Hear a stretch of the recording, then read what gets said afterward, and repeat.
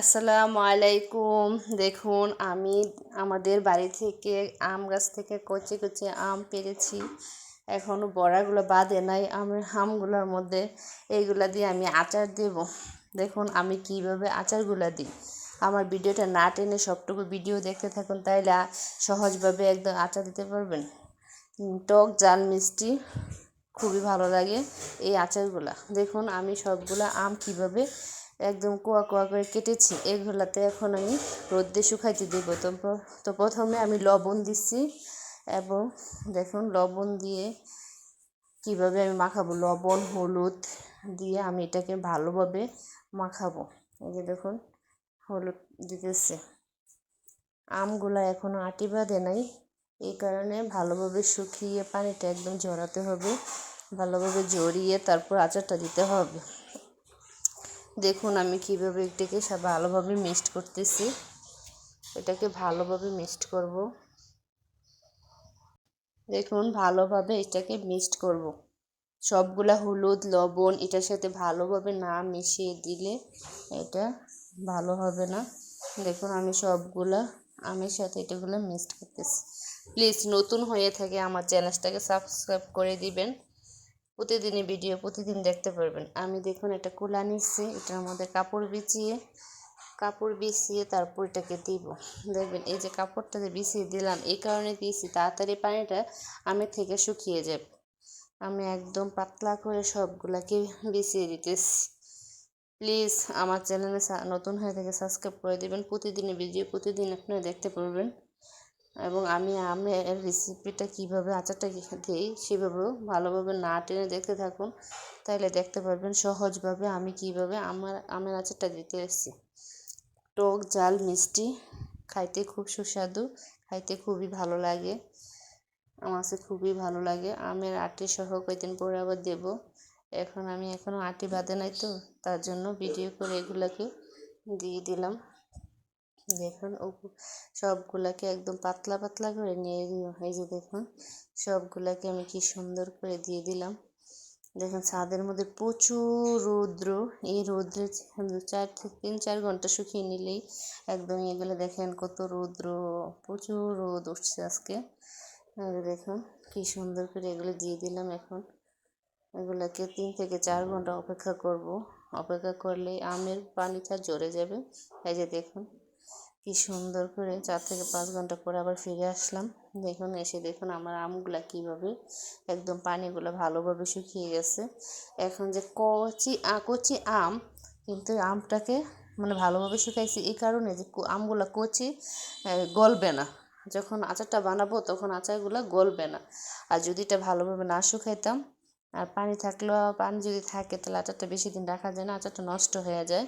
আমি এই কারণে ভালোভাবে শুকিয়ে নিয়েছি। এখন দেখুন কীভাবে আমি আচারটা বানাই। একটা পাত্রের মধ্যে গরম হয়েছে, গরম হওয়ার পর এটার মধ্যে তেল দিয়ে দিছি। এটার মধ্যে আমি কি দিই প্লিজ আমার ভিডিওটা আপনারা টানবেন না টেনে দেখুন, তাইলে আচারটা আপনারা ভালোভাবে শিখতে পারবেন। যারা নতুন আছেন তারা আমার ভিডিও আচারটা দেখলে শিখে যেতে পারবেন। এই যে দেখুন কয়েকটা তেজপাতা দারচিনি দিলাম এটার মধ্যে। এটাকে এখন গরম হওয়ার জন্য অপেক্ষা করতেছি। গরম এখনো হয়নি, তেলটা গরম হইতেছে। এখন এটাকে আস্তে আস্তে নাড়াইতেছি। আমি কি দিই একটু অপেক্ষা করে প্লিজ দেখতে থাকুন। একদম সহজভাবে আমার আচারের রেসিপিটা শিখতে পারবেন। এই যে একটু রসুন বাটা 1 চামচ, 1.5 চামচ রসুন বাটা দিলাম। রসুন বাটা একটু বেশি করে দিলাম কারণ এটা সেন্টটা খুবই ভালো লাগে। আদা দিলাম, রসুন বাটা, আদা বাটা এগুলা একসাথে। আদা বাটা 1 চামচ দিলাম। এটাকে এখন ভালো করে জাল করব।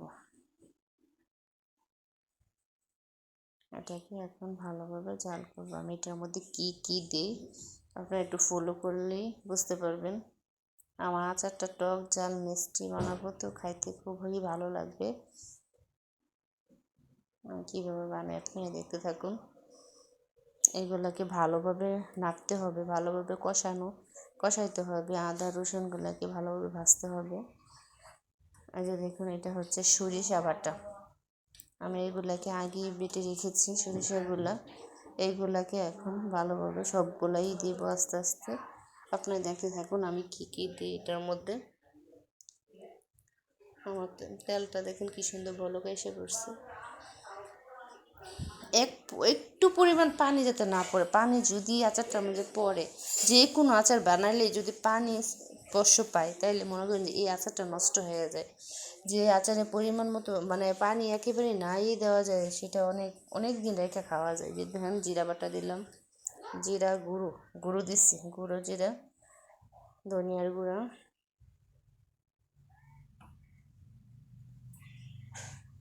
এই দেখুন পাঁচফোড়ন আস্তা কয়েকটা দিয়ে দিলাম। আমি প্রথমে আস্তা পাঁচফোড়ন দিছি, পরে এটাকে আমি ভাজা একদম গুঁড়ো করে এক জায়গায় রাখছি, ওইটাকে আমি দেব। এখন তো দিবই। তারপর দেখেন মরিচের গুঁড়ো, শুকনো মরিচের গুঁড়ো, আপনার যেরকম যেটুকু জাল খান ওইটুকু দিবেন। আমার ছোট ছোট বাচ্চা জাল খেতে পারে না, আমি কম করে দিয়েছি, কিন্তু খুবই টেস্ট লাগবে। আমি 4টা দিয়েছি। পরিমাণ মতো একটু লবণ দিলাম, টকটার মধ্যে একটু লবণ দিলে ভালো ফ্লেভার আসবে, খুবই ভালো লাগবে খাইতে। আমি তো টক ঝাল মিষ্টি আচার বানাইতেছি। এই যে দেখুন আধা কেজি গুড় দিলাম, আচারের গুড়টা বাজাতে নিয়ে আসছি।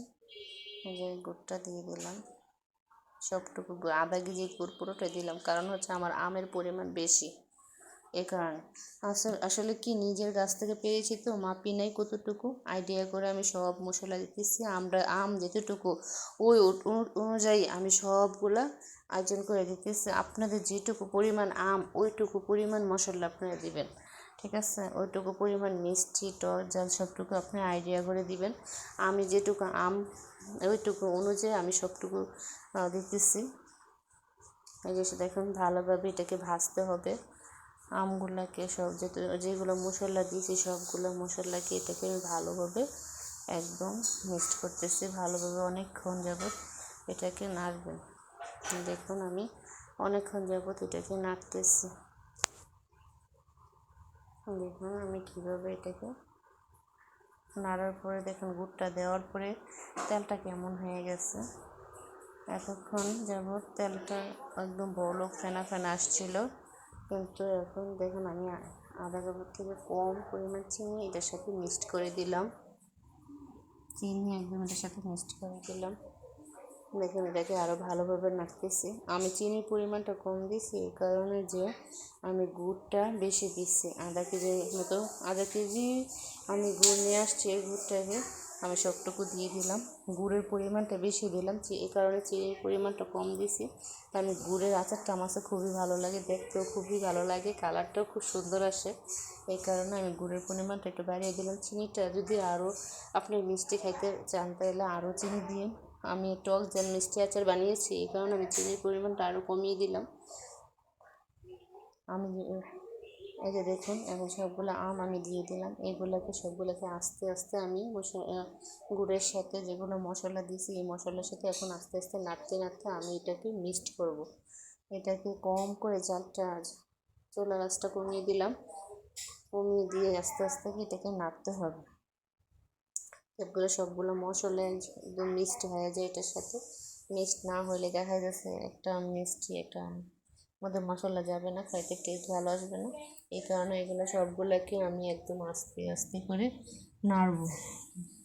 এই কারণে যাতে সবগুলো মশলা এদের মধ্যে ঢুকতে থাকে। দেখুন কীভাবে আস্তে আস্তে নাড়বো। একদম মিক্সড হয়ে গেছে, সবগুলোই মিক্সড করে রেখেছি। এই যে দেখুন মাঝখানে আমরা আসলাম 10 মিনিট পরে।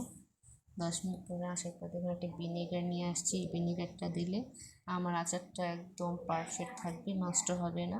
আপনি খুশি যতদিন রেখে খেতে পারেন ততদিন রেখে খেতে পারবেন, সমস্যা নেই।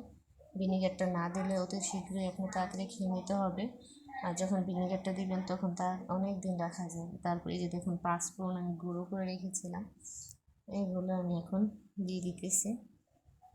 পাঁচফোড়নটা আবার একটু রাখছি বাটির মধ্যে, ওইটাকে মানে আচারটা যখন হয়ে যাবে তখন হওয়ার আগে ওইটাকে আমি তুলে দিয়ে দিব। এখন সবগুলা ভিনিগারটাকে আমের সাথে মিক্সড করতে হবে ভালোভাবে, নেড়ে নেড়ে সবগুলা আমের সাথে যেন ভিনিগারটা পোষায়। এই কারণে যে সবগুলা আমের সাথে না মিশালে আচারটা নষ্ট হয়ে যাবে। আমি এটাকে অনেক দিন রেখে খাবো, অনেকগুলো আম আচার বানিয়েছি, এই কারণে আমি অনেক দিন রেখে খাবো বিধায় আমি এটাকে ভিনিগার দিয়ে বানাইতেছি এবং অনেক দিন রাখতে পারবো, খাইতে পারবো। এই যে দেখুন আবার আচারগুলো আমার হয়ে গেছে। এখন সবগুলা পাঁচফোড়নের গুঁড়ো আমি দিয়ে দিলাম। এখন দেখুন সবগুলাকে এখন মিক্সড করে ফেলবো। এই যে দেখুন কত আঠালো হয়ে গেছে আমার আচারটা, একদম আঠালো হয়ে গেছে। কি সুন্দর পারফেক্ট হয়েছে আমার আচারটাকে দেখেন। এই যে কত সুন্দর পারফেক্ট কালার আসছে, একদম অনেক সুন্দর আসছে আমার আচারটা।